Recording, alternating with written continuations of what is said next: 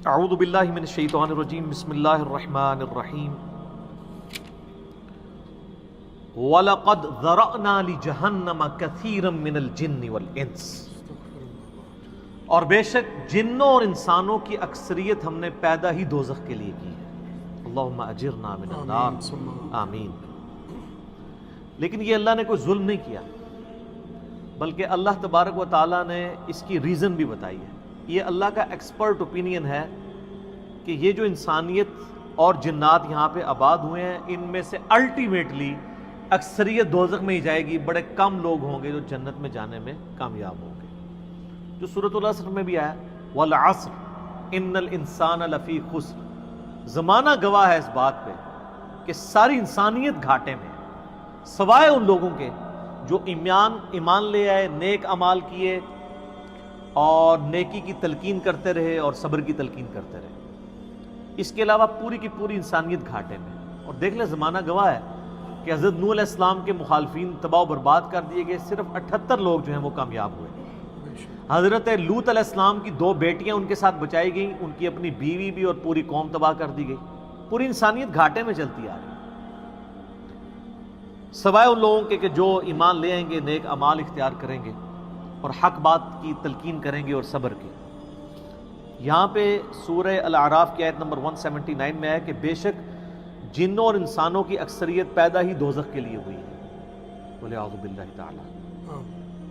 لہم قلوب لا یفقہون بہا، ان کو ہم نے دل دیے تھے، عقل دی تھی، لیکن وہ اس سے سوچتے ہی نہیں ہیں۔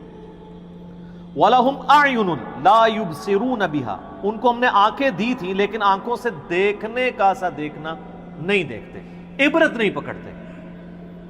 وَلَهُمْ آذَانٌ لَا يَسْمَعُونَ بِهَا، اور ان کو ہم نے کان دیے تھے لیکن سننے والا سننا سنتے ہی نہیں ہے۔ أُولَئِكَ كَالْأَنْعَامِ بَلْ هُمْ أَضَلُّ، ایسے لوگ چوپایوں کی مانند ہیں بلکہ ان سے بھی بدتر ہیں، جو اپنی عقل، آنکھیں اور کان استعمال کر کے حق بات تک پہنچنے کی کوشش نہیں کرتے۔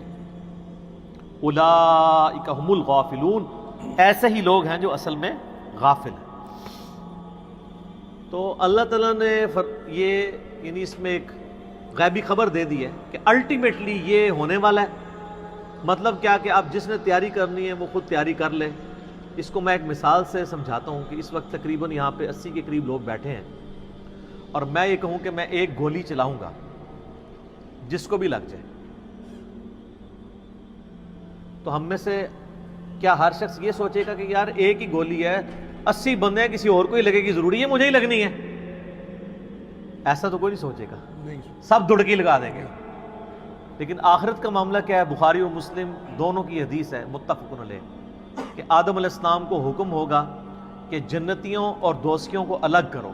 حضرت آدم علیہ السلام پوچھیں گے کہ اے اللہ کتنے جنتی اور کتنے دوزخی؟ تو اللہ تعالیٰ فرمائے گا ہر 1000 میں 999 دوزخی اور صرف 1 جنتی۔ تو یہاں اگر 1000 بندہ اور میں کہوں ایک گولی چلے گی، ہر بندہ بھاگنے کی کوشش کرے گا، لیکن آخرت کے بارے میں یہ حال ہے کہ ہر ایک بندہ یہ امید لگائے ہوا ہے کہ وہ جو ایک بچے گا نا وہ میں ہوں گا۔ اور ادھر 1000 بندے کے اوپر ایک گولی چلائی جائے تو 1000 کا 1000 سوچے گا جو ایک پھڑکے گا وہ میں ہوں گا۔ بالکل 180 ڈگری سوچ ہے۔ یا اس کو یوں سمجھے کہ میں کیونکہ ایک گولی چلاؤں گا 999 بچ جائیں گے، ایک کوئی لگے گی، کوئی نہیں کہے گا یار 999 بچنے ہیں تو چلو ایک میں بھی ان میں بچنے والوں میں ہوں گا، کیونکہ نا کدھر میں ہی نہ پھنس جاؤں۔ اور آخرت میں تو معاملہ بالکل الٹ ہے۔ بہت کریٹیکل ایشو ہے، انسان کو اپنی آخرت کی فکر کرنی چاہیے، اللہ کو سیریس لینا چاہیے۔ جو لوگ دنیا میں اللہ کو سیریس لیتے ہیں وہی اپنی اصلاح کر لیتے ہیں، ورنہ اللہ تو بے پرواہ ہے۔ یقین کریں پوری کی پوری انسانیت دوزخ میں چلی جائے اللہ کو کوئی پرواہ نہیں ہے، پوری کی پوری انسانیت جنت میں چلی جائے اللہ کو کوئی پرواہ نہیں ہے۔ اور یہ جو اکثر لوگ مثالیں دیتے ہیں کہ جی دیکھیں کوئی ماں اپنے بچے کو کیسے دوزخ میں پھینک سکتی ہے، تو اللہ تعالیٰ تو ماں سے بھی بڑھ کے محبت کرتا ہے، وہ کیسے پھینکے گا؟ بھائی اس لیے پھینکے گا کہ اللہ تعالیٰ کے وہ احساسات نہیں ہیں جو ایک ماں کے ہوتے ہیں۔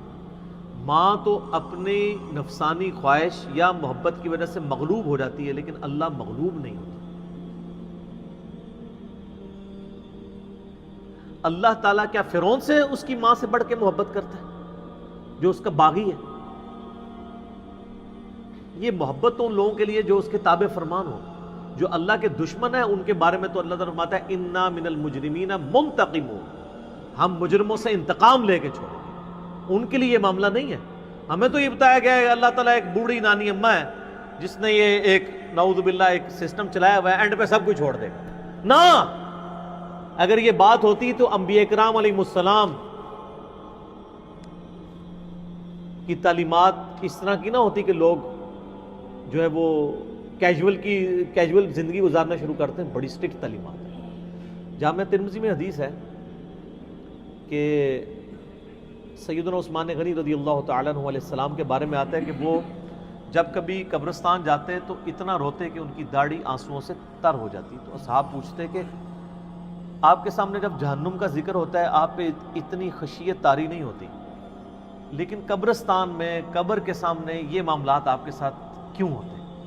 تو انہوں نے کہا کہ میں نے نبی علیہ السلام سے خود سنا تھا کہ قبر آخرت کی منزلوں میں سے پہلی منزل ہے، جس کی یہ منزل پھنس گئی اس کی اگلی منازل مشکل ہو جائے گی، اور جس کی یہ منزل آسان ہوئی اس کی اگلی منازل آسان ہوتی چلی جائے گی۔ یہ وہ شخص کہہ رہا ہے جسے 3 دفعہ جنت کی بشارت ملی ہوئی ہے۔ ہمارے پاس کوئی جنت کا ٹکٹ نہیں ہے، اور ہماری بے پرواہی اپنے عروج کے اوپر ہے۔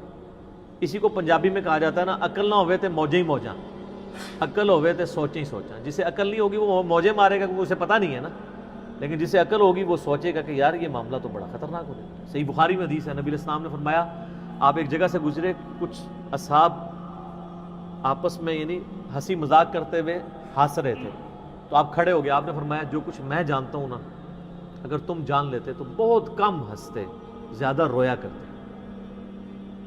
بہت سیریس کیس ہونے والا۔ صحیح مسلم میں حدیث ہے، آپ علیہ السلام فرمایا میں نے ارادہ کیا کہ میں اللہ سے دعا کروں کہ تمہیں عذاب قبر سنوا دے۔ دکھانے والی تو کہانی ختم سر، سنوا دے، لیکن مجھے ڈر ہوا کہ اگر تم نے عذاب قبر سن لیا تم اپنے مردوں کو دفنا نہیں چھوڑ دو گے، ایسی خشیت تم پہ طاری ہو جائے گی۔ لیکن یہ اللہ تعالیٰ نے سب کچھ پردے میں رکھا ہوا ہے سر۔ صحیح بخاری میں حدیث ہے کہ میت جو ہے وہ چارپائی پہ کلام کرتی ہے۔ نیک میت کہتی ہے مجھے جلدی جلدی میری جگہ کی طرف لے چلو، اور جو بری میت ہے وہ چیخو پکار کرتی ہے کہ مجھے کہاں لے کر جا رہے ہو۔ اور نبی علیہ السلام کے الفاظ ہیں صحیح بخاری میں کہ زمین و آسمان کی ہر مخلوق اس کی چیخیں سنتی ہے سوائے جنوں اور انسانوں کے، کیونکہ جنوں اور انسانوں کو اللہ تعالیٰ نے غیب کے پردے میں یہ چیزیں رکھی ہیں نا، اسی کے اوپر تو جنت ہے۔ ان الذین یخشون ربہم بالغیب لہم مغفرۃ و اجر کبیر، جو لوگ بن دیکھے اپنے رب سے ڈرتے ہیں ان کے لیے مغفرت ہے اور اجر کبیر ہے۔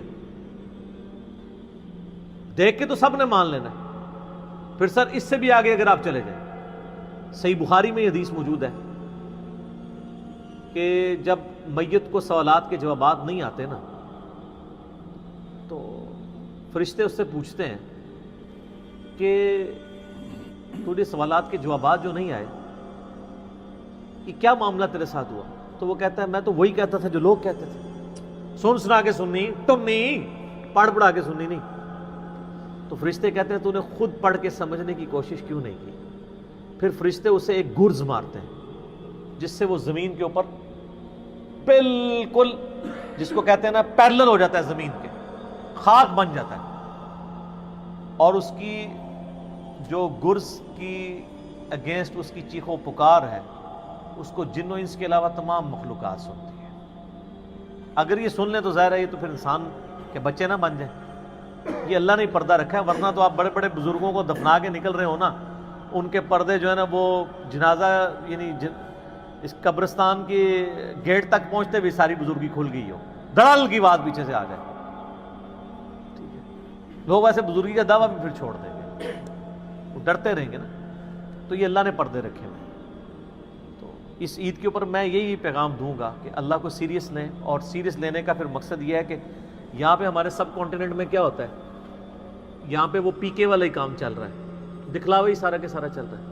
سب کانٹیننٹ میں انڈیا، پاکستان، بنگلہ دیش، افغانستان کے اندر یہ ہے کہ اگر کوئی شخص خدا کی طرف راستہ بھی اختیار کرتا ہے نا تو زیادہ زیادہ کیا کرتا ہے وہ کہ وہ کسی کی ماں مر گئی، کسی کا جوان بیٹا مر گیا، کسی کو کوئی بیماری آئی، وہ اللہ کی طرف لگتا ہے تو پہلے کیا کرتا ہے داڑھی رکھ لیتا ہے، تسبیح پکڑ لیتا ہے، مسجد کی طرف آنا شروع کر دیتا ہے، اور اس مسجد کی طرف جو اس کے محلے کی مسجد ہوتی ہے، وہ ایک پریکٹسنگ مسلمان نہیں بنتا، وہ ایک پریکٹسنگ بریلوی یا پریکٹسنگ دیوبندی یا پریکٹسنگ اہل حدیث اور شیعہ بن جاتا ہے. اگر اس کے محلے کی مسجد بریلویوں کی ہوتی ہے تو وہ ایک پریکٹسنگ بریلوی بن کے سامنے آ جاتا ہے. ہونا ہی چاہیے کہ اب تم خدا کی طرف راستہ اختیار ہی کیا تو سب سے پہلے علم حاصل کرو. انما یخشی اللہ من عبادہ العلماء، اللہ کی خشیت تو اہل علم کو ہے. علم نہیں حاصل کرتے، جو جدھر لگے نا اسی طرف چل پڑتا ہے. ہونا تو چاہیے کہ آپ پہلے ہی دیکھیں کہ میں قرآن و سنت کا علم حاصل کروں، میں دیکھوں کہ یار کون سے نظریات درست ہیں، کن چیزوں کے اوپر اللہ تعالیٰ نے پکڑ کرنی ہے، کن چیزوں کے اوپر اللہ تعالیٰ نے فرائض میرے اوپر لگائے. وہ کوئی بھی علم نہیں حاصل کرتا، کوئی جدھر لگا ہے ادھر. ہمارے محلے میں نے بتایا کہ ایک پوری فیملی قادیانی ہو گئی تھی، میری پیدائش سے پہلے کی بات ہے.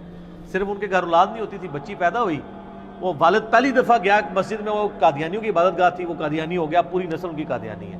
یہ ہماری ٹوٹل تحقیقات ہے.